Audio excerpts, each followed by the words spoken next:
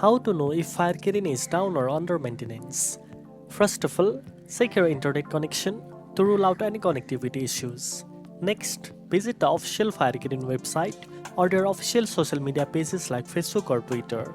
These channels usually post updates if the game is undergoing maintenance or facing server issues.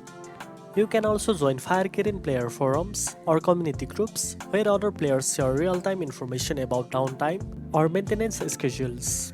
Sometimes you may find notifications within the app itself informing you about scheduled maintenance or unexpected outages. If the app keeps showing errors or won't connect, it's likely the servers are down or under maintenance. Waiting it out is usually the best option since these issues are often temporary and fixed quickly by the developers.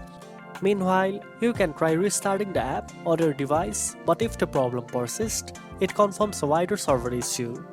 Keeping an eye on official announcement helps you stay informed and avoid unnecessary troubleshooting. Now you know how to know if Kirin is down or under maintenance. If you found this video helpful, don't forget to like, share and subscribe for more gaming tips.